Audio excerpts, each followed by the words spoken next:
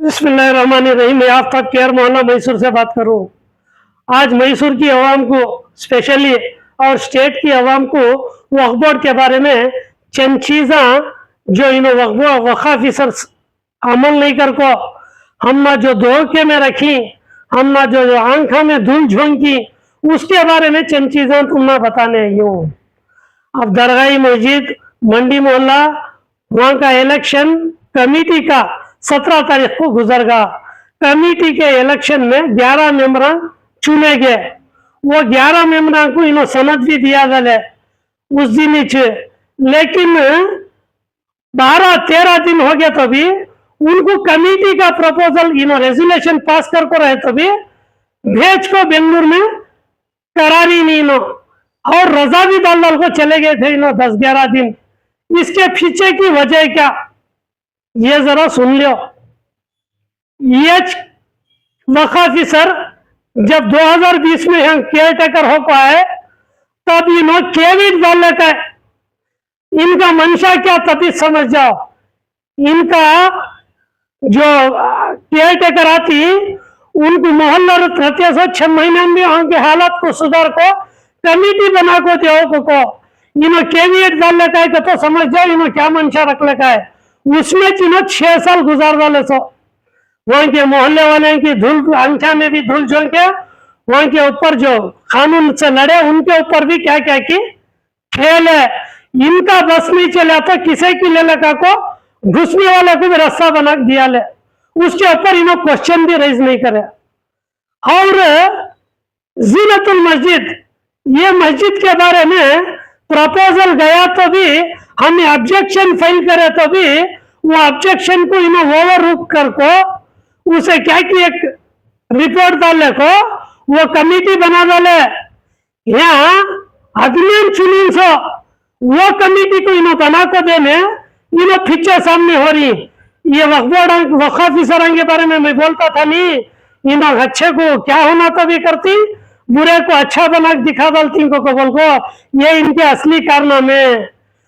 ये जब किसका भी इनके ऊपर दबाव आगा, इसके भी बात में इन्हों आगे हजरत बोलते रहनी देखो इसकी देवनीत की वफादारी कर रही इन्हों को, वैसे वफादारी करने वाले के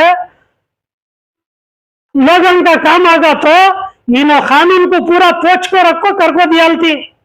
यहाँ कानून से तरीके से गए तो भी कर को देने के वास्ते इन्हों आंखों में धूल झोंकने की कोशिश करती।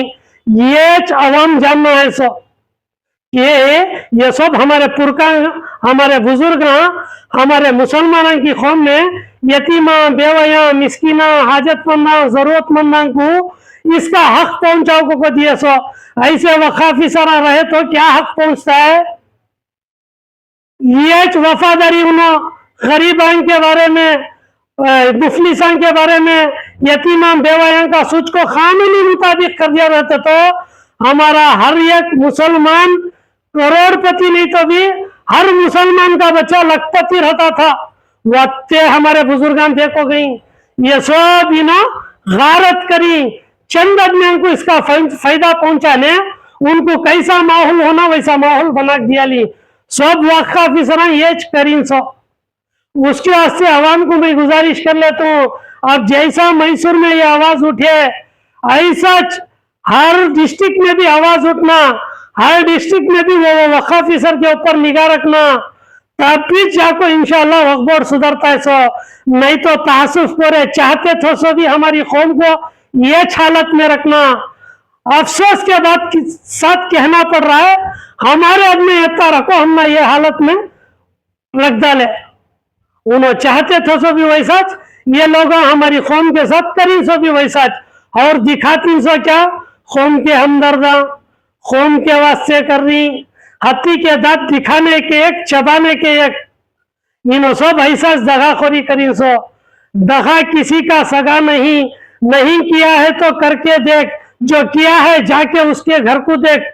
बुजुर्गा बोली ये काम भी जाता नहीं, उनका किया उनके गोद में रहता है। ये आवाज उठे हमें 4 सच कानून के मुताबिक चलो को और दूसरा क्या भी चल पूछ ले भी नहीं। अब कानून के मुताबिक इलेक्ट हो को हिंसो मेंबरां को चीनो कमेटी बना देने इतना हेर फेर कर रही का तो दूसरे कमेटी ऑब्जेक्शन हो गए तो भी कैसा बन को आ जाती। ये चीज अब हम देखना है। सो ये चीन के पर्दे तुम्हारे सामने इनके नकाबा उठा दिखा रही सो हमें मोहम्मद अली मुल्ला शरीफ साहब आरटीआई एक्टिविस्ट और उनकी टीम, हमें सब उनकी टीम मेंबरान ये सब अच्छी इससे चलेगा तो हमारी कौम में इंशाल्लाह हाजतमंद नहीं मिलता। ये सब हाजतमंद जरूरतमंद यतीमा बेवायों का माल चंद लोगों के वास्ते उनको कैसा होना वैसा सहूलत करको देखो उनको कहाँ की पहुंचा डाली।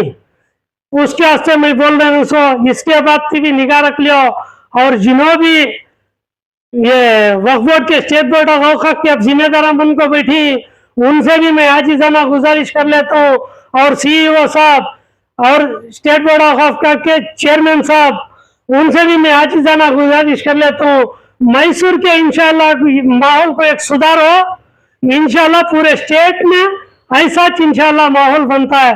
और अजीजुल्लाह अज्जू साहब तुम्हें भी बोले थे जीनतुल मस्जिद के बारे में फैक्चुअल रिपोर्ट को बोल को तुमने बोल को भी तुम्हें आई जब से नए में बोले सो अब तक तुम्हारे वक्फ ऑफिसर को फैक्चुअल रिपोर्ट बनाने को टाइम नहीं मिला।